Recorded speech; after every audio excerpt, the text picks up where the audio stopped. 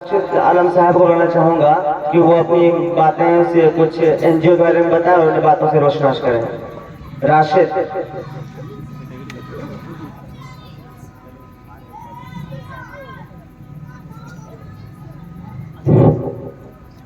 अस्सलामु अलैकुम रहमतुल्लाहि व बरकातुहू।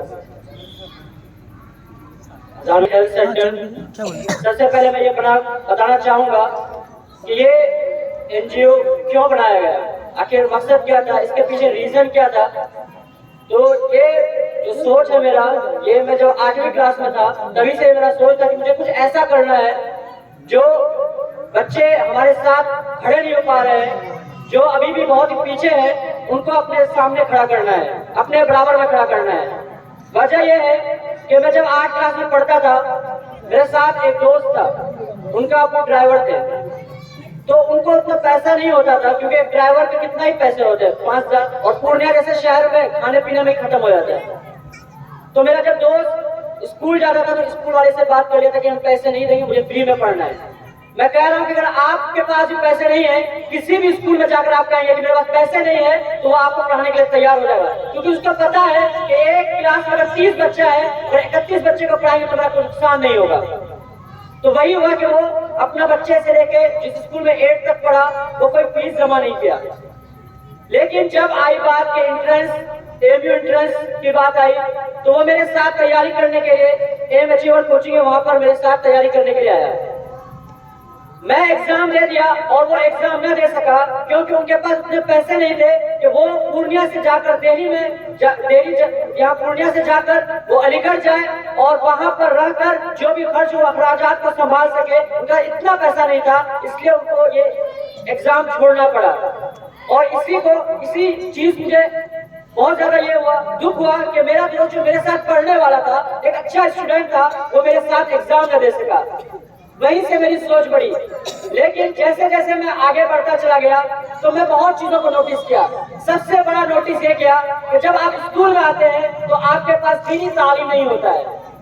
ये सबसे बड़ा ये है। पहले मैं जब बच्चा में देखता था कि किसी मदरसा में कोई प्रोग्राम हो रहा है तो उसमें मुकालमा करवाते थे, और मुकालमा में ये करवाते थे कि एक स्कूल का बच्चा है और एक मदरसा का बच्चा है। मदरसा का बच्चा स्कूल वाले को ऐसे रिप्रेजेंट करता है कि आपको कलमा तक नहीं आता। उस टाइम मुझे गुस्सा आता था, क्योंकि मुझे कलमा आता था। लेकिन ये हकीकत है कि 1% जो दुनियावी तालीम ले रहे हैं या वो बड़े ओहदे पर है, वो बस 1% है जिसको दीनी तालीम है, वरना बहुत को पता ही नहीं कि इस्लाम क्या है। आखिर वो किस कौम के बच्चे, हमको ये पता नहीं है। सिर्फ वो स्टार्टिंग से ही अपना दुनियावी तालीम किया और बड़े बड़े कॉलेजेस में पहुंच गए। न उसको पहनावा का पता है, न हराम का पता है, न हलाल का पता है। यहाँ के मेरे दोस्त ने ये तक पूछ लिया कि शराब पीना क्या हराम है। ये दौर आ गया है कि मुसलमानों को यह भी पता नहीं है कि शराब पीना हराम है। तो इस सोच को लेकर के हमने तो पहले सोचा कि एजुकेशन को आगे बढ़ाएंगे, लेकिन साथ साथ में सोचा कि अगर हम 10 क्लास तक बच्चे को एजुकेशन दे सकते हैं तो इस्लामिक तालीम जो है, इस्लामिक एजुकेशन है, वो क्यों नहीं दे सकते हैं। आखिर हमारा स्कूल और मदरसा अलग क्यों हो गया, आखिर हम इन दोनों को एक साथ क्यों नहीं चला सकते हैं। हम एक स्कूल में इस्लामिक जो सिलेबस है और दुनियावी जो साइंस मैथ्स है, इनको क्यों नहीं रख सकते हैं। हम क्यों मदरसा और स्कूल को अलग कर दिए। मदरसे वाले को इंग्लिश का पता नहीं है, मदरसे वाले को साइंस का पता नहीं है, साइंस वाले को दीन का पता नहीं है, साइंस वाले को तालीमुल इस्लाम के बारे में पता नहीं है। तो इसी सोच को लेकर के हम लोगों ने टर्म लाया पैरेलल मोड ऑफ एजुकेशन, कि हम ऐसे स्कूल लाएंगे, हम ऐसा स्कूल लाएंगे जिसमें दीनी और दुनियावी तालीम दी जाएगी, जो पूरे हिंदुस्तान में खोला जाएगा। इंशाअल्लाह अगर अल्लाह की मदद रही तो ये काम जरूर होगा। हम लोग पूरी कोशिश में लगे हुए हैं कि एक एक डिस्ट्रिक्ट में एक एक ब्रांच जरूर है कि दीनी और दुनियावी तालीम ले सके हर कोई। क्योंकि आज के पेरेंट्स ये समझते हैं कि मदरसा में पढ़ाएंगे तो वो कमाएगा कैसे, खाएगा कैसे, क्योंकि हमारा जो देश में है इसमें स्कोप नहीं है। तो हम दीन की दावत देंगे, जब हम दुनियावी तालीम देंगे उसमें हम दीनी निजाम चलाएंगे। आप दुनिया में भी टॉपर होंगे और दीन को साथ साथ रखेंगे। अगर जो बड़े बड़े एनजीओ चल रहे वो ये सोचते हैं कि हम बच्चे को दुनियावी एतबार से भी अच्छा बनाए, लेकिन जब हम बच्चे को दुनियावी एतबार से अच्छा बनाने की कोशिश करते हैं तो वो दीन को छोड़ देते हैं, वो नमाज को छोड़ देते हैं। वो हराम हलाल को पता नहीं रहता है। आप देख लें कि मेडिकल कॉलेज में फर्स्ट ईयर में बच्चा आकर नमाज पढ़ता है, लेकिन फाइनल ईयर पहुंचते पहुंचते दारू शराब शुरू हो जाता है।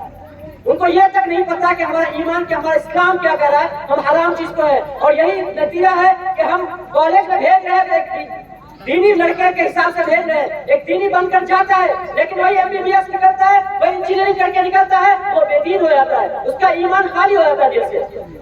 तो हम लोग चाह रहे हैं कि ऐसा एजुकेशन लाया जाए जिसमें दीनी और दुनियावी तालीम हो और बच्चे को दीनी तालीम भी मिले ताकि वो अपने ईमान को भी संवार सके। कुछ ये सेंटर YEH ये सेंटर कुछ काम किया, मैं उन कामों को सुनाना चाहूंगा कि सबसे पहले तो इसका स्थापना हुआ 2020 में हुआ और ये 4 स्टूडेंट को हमने पहले एडमिशन कराया। अभी हमारा अपना स्कूल नहीं है, नहीं कॉलेजेस है, बस हम एडमिशन करा रहे हैं और उसमें फीस जमा कर रहे हैं। 4 बच्चे जो फाइनेंशियली वीक था, जो गरीब बच्चा था, उनको हमने एडमिशन दिलाया। उसके बाद 2021 में हमने 10 स्टूडेंट्स को एडमिशन कराया। उसके बाद 2022 में 16 स्टूडेंट्स को करवाया। 2023 में जो आने वाला इंशाअल्लाह इरादा है कि 20 स्टूडेंट्स को ये एडमिशन कराइए। और लेकिन 4 बच्चे जो बढ़ेंगे ये यतीम बच्चों को भी बढ़ावा देना जरूरी है, जिनका वालिद का सहारा खो चुके हैं, उनको यतीम बच्चे हैं, उनको ये यूथ एजुकेशन हेल्थ सेंटर उनकी मदद करेंगे। उसी तरह नवंबर दिसंबर 2020 में फ्री एजुकेशन चलाया गया। इस दफा मैं ही पढ़ाया था, हम अपना मजगवा में, वेस्ट मजगवा में पढ़ाया था। फ्री एजुकेशन था, लगभग 2 महीने तक पढ़ाया था। उसके बाद कुछ हमारे दोस्त थे, एक दोस्त थे, उनको लैपटॉप की जरूरत थी। वो मेडिकल कॉलेज वो तो इंजीनियरिंग कॉलेज तक पहुंच गए थे, लेकिन उसके पास इतने पैसा नहीं था लैपटॉप ले, क्योंकि इंजीनियर में आप जैसे ही जाएंगे तो आपको सबसे पहले लैपटॉप की जरूरत होगी। लेकिन ये एनजीओ एक स्टूडेंट के द्वारा चलाया जाता है, इसके पास इतने पैसे नहीं है कि वो किसी को 45,000 50,000 रुपए दे दे। लेकिन फिर भी हम लोगों ने कोशिश किया, जो बड़े बड़े औहदे पर लोग थे, जो बड़े डॉक्टर थे, इंजीनियर थे, हम लोग उन लोगों से बात किया और अल्हम्दुलिल्लाह एक लैपटॉप हम लोगों ने प्रोवाइड किया। उसी के साथ हम लोग काउंसलिंग रिलेटेड भी करते हैं, जैसे जेईई मेंस, नीट्स, ये सब में कौन सा कॉलेज ऑप्शन डालना है, कौन सा कॉलेज बेहतर होगा, इस तरह का हम लोग काउंसलिंग करते हैं। कैरियर गाइडेंस, कुछ जो 10th कर लिया उसको बायो रखना चाहिए या साइंस रखना चाहिए या इकोनॉमिक्स रखना चाहिए, क्या रखना चाहिए वो करते हैं। उसी तरह 14 मई 2022 में मैरिज, मतलब गरीब कोई लड़की थी, उनको हम लोगों ने पैसे अरेंज करवाया था। इस फंडिंग से नहीं दिया था, लेकिन हम लोगों ने अरेंज करवाया था। 28 मई 2022 को हम लोगों ने हरिचंद टोला मचकवा में वहां पर एक ग्राउंड वर्क किया। इस ग्राउंड वर्क में यह पता चला कि सिर्फ गरीबी ही नहीं है रीजन कि हम बच्चे को नहीं पढ़ा रहे हैं। इसमें कमी हमारे माँ बाप की है कि वो डेली मछली खाएंगे, डेली गोश्त खाएंगे, लेकिन बच्चे को पढ़ाने के लिए 200 रुपए 300 रुपए नहीं देंगे। हम आपको यहीं पर एक एग्जांपल दे रहे हैं कि हमारे मचगवा में बहुत सारे मकतब चलते हैं जहाँ पर सिर्फ 130, 120, 150 रुपए में चलता है, लेकिन कोई माँ बाप उस मकतब में नहीं पढ़ा रहे हैं। हमारे यहाँ पर जनसोती में स्कूल है, सीमांचल पब्लिक स्कूल, जिसका फीस सिर्फ 500 है, लेकिन कोई माँ बाप अभी तक स्कूल नहीं पहुँचा रहे हैं। सिर्फ ये रोना गाते हैं कि हमारे पास पैसे नहीं है, डेली खा रहे हैं अच्छा, सब कुछ कर रहे, अच्छा पहन रहे, लेकिन हम स्कूल नहीं पहुँचा रहे हैं। तो यही एक ग्राउंड वर्क से ये पता चला कि सिर्फ गरीबी एक रीजन नहीं है, बच्चे के माँ बाप का जो है वो हिम्मत नहीं रहा कि हम बच्चे को पढ़ा सके। माँ बाप का दिमाग में ये हो गया है कि हम बच्चा पैदा करेंगे, 8 से 10 साल होगा, इसको चेन्नई मुंबई भेज देंगे, 10-10 हजार रुपए कमा करके भेजेगा और आराम से खाएंगे।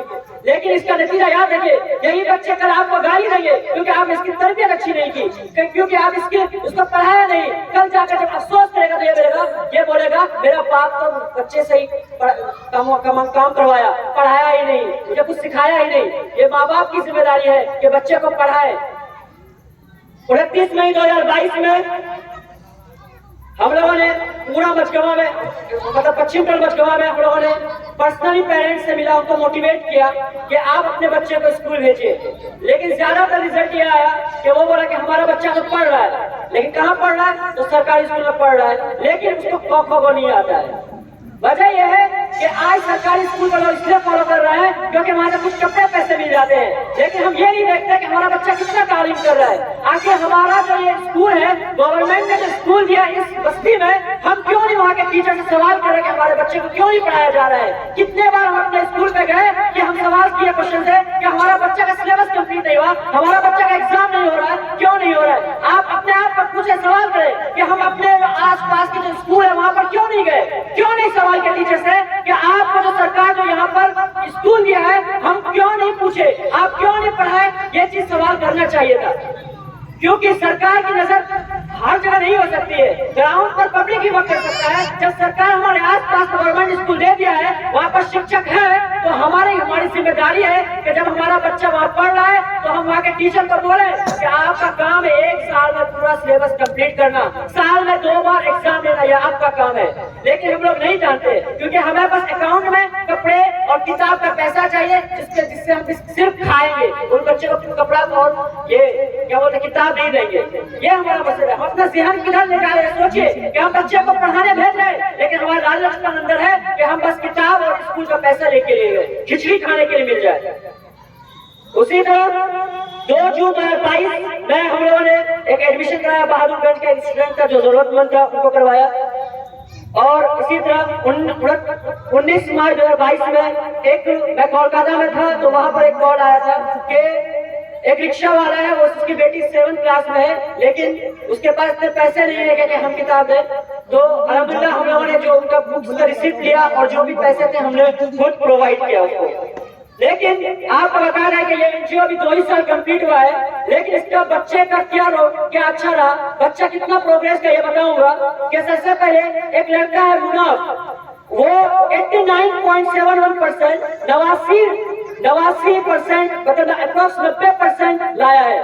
जो बच्चा कभी स्कूल नहीं गया पढ़ने के लिए, उनके अंदर देखिए क्या जज्बात था कि वो 1 साल के अंदर 90% लेके आ रहा है।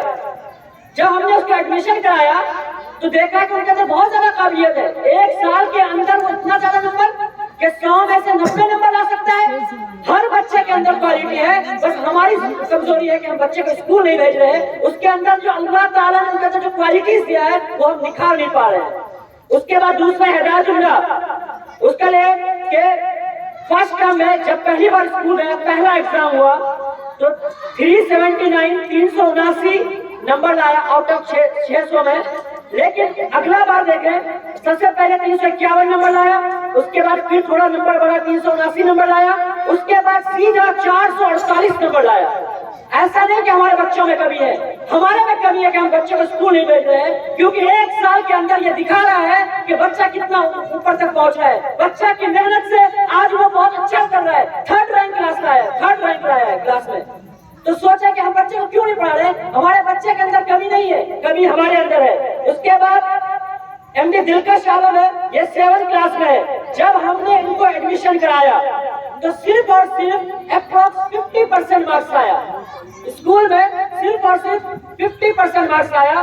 लेकिन 6 महीने के अंदर उन्होंने 77% लेकर आया।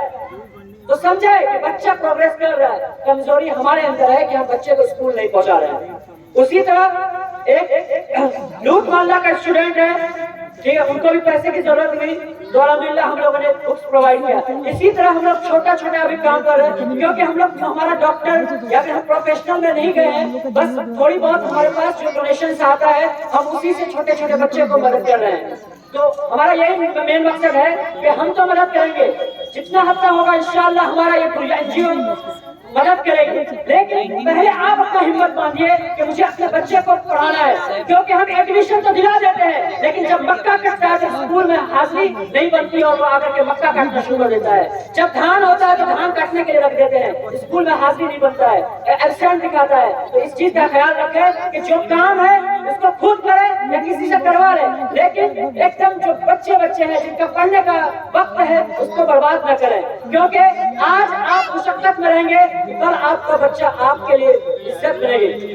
क्योंकि अगर आप हमें ही देखें, यहाँ पर जितने भी मेडिकोस आए हैं, जितने भी डॉक्टर्स आए हैं, इनके भी माँ बाप का हालात कुछ नहीं, उतना अच्छा नहीं था, लेकिन उनके माँ बाप ने इतना जिद्दोजहद करके वो धीरे धीरे पढ़ा करके एक माँ बाप के लिए मुश्किल ये होता है कि हम इसको बाहर पढ़ा रहे हैं और हर महीना 10 साल भेज रहे हैं। अगर एक साल में 1 लाख रुपए एक बार ले रहे तो कोई दिक्कत नहीं है, लेकिन हर महीना अगर 10 साल रुपए लेता है तो बहुत दिक्कत है। लेकिन इतना जिद्दोजहद करने के बाद पेरेंट्स 22 साल, अभी मेरा 23 साल है, फिर भी मैं अपने पेरेंट्स को कोई फाइनेंशियली हेल्प नहीं कर रहा हूँ। मेरा 23 साल खुद हो गया है, लेकिन मैं अपने अब्बा को 1 रुपया भी नहीं दिया हूँ, लेकिन 23 साल तक लगातार उस पर खर्च कर रहे हैं। क्या सोच करके कि बच्चा 25 साल का हो जाएगा, 26 साल का हो जाएगा तो कम से कम मुझे नहीं देगा, लेकिन मेरी इज्जत बढ़ेगा और मेरा जो काम था, मेरा जो प्राइस था उसको कंप्लीट करूंगा और मेरा बच्चा जो है वो सुख दुख कर मतलब सुख से रहे, आराम से रहे, चैन से रहे। यही बस एक माँ बाप का मकसद होता है। लेकिन हमारा अभी मकसद क्या हो गया है? नहीं, बच्चा पढ़ेगा, मेरा बड़ा बेटा चेन्नई गया है तो छोटा बच्चा को भी हम चेन्नई साथ भेजेंगे, जो दुगुना पैसा कमा करके भेजेगा। अगर ये यहाँ पर ज्यादातर लोग जो है वो ये करते हैं कि 2 बच्चा अगर बाहर है तो तीसरा कोई बुला ले रहे हैं। भाई उल्टा करिए, जब 2 बच्चा आपका बाहर कमा रहा है तो वो 2 बच्चे को बोलिए इतना पैसा दो कि तीसरा बच्चा पढ़े हमारे स्कूल में। 2 भाई अगर कमा रहा हो तो छोटा वाला भाई को कहना चाहिए कि आमदनी इतना हो गई है कि हम तो पढ़ा सकते हैं। और 500 रुपए कौन नहीं दे सकता? आज के जमाने में कौन नहीं दे सकता है? हर कोई 500 रुपए गुटखा और खैनी में बर्बाद कर देते हैं। कमजोरी हमारे अंदर है कि हम सोच नहीं रखे हैं कि हमें पढ़ाना है बच्चे को। और ऐसा नहीं है आप 1 भी रुपए नहीं दें, लेकिन आपके लिए मदरसा खुला है, लेकिन फिर भी हम वहां नहीं भेज रहे हैं। बचपन मदरसा खाली पड़ा है, लेकिन एक बच्चे को भी नहीं भेज रहे। क्यों नहीं भेज रहे हैं? आखिर कुछ तो तालीम हासिल करेगा। हम सिर्फ बोले पढ़ाई नहीं हो रही, पढ़ाई नहीं हो रही है। आप इस मदरसा में आकर कितने बार देखे कि पढ़ाई हो रही है या नहीं हो रही है, टीचर आ रहा है नहीं हो रहा है। ये आपकी गलती है, ये हमारी गलती है कि हमारा समाज में जो मदरसा है, स्कूल है, वहाँ पर सवाल नहीं कर रहे कि आखिर पढ़ाई क्यों नहीं हो रही है, आखिर टाइम पर स्कूल क्यों नहीं खुल रहा है, आखिर हर घंटे में पढ़ाई क्यों नहीं हो रही है। तो ऐसा नहीं है। और अगर मैं सच बताऊं मेरे बाबा कि अगर आप हिम्मत बांध लीजिएगा ना, ऐसे हजारों एनजीओ है जो आपको मदद करने के लिए तैयार है। आप थोड़ी सी मशक्कत करें, 10 क्लास पास में आपको बहुत तरह से फंडिंग मिलने वाला है। आपको बस दिखाना है कि मैं गरीब हूँ, मेरे पास इतने पैसे आते हैं, मैं बच्चे को पढ़ा नहीं सकता है। हजारों एनजीओ है जो आपको मदद करने के लिए तैयार है। लेकिन पहले अपने आप को हिम्मत बनाइए कि मैं पढ़ाऊंगा अपने बच्चे को, किसी हाल में भी, किसी तरह भी पढ़ाऊंगा, ये होना चाहिए। ठीक, इसी के साथ मैं अपनी बात का खत्म करता हूँ। अस्सलाम वालेकुम। इसके बाद मैं अपना पूर्व मुखिया और चीफ गेस्ट जनाब एजाज साहब को दावत दूंगा कि वो आए और अपनी बातों से हमको रोशनास करें। और टाइम नमाज का भी टाइम होने वाला है।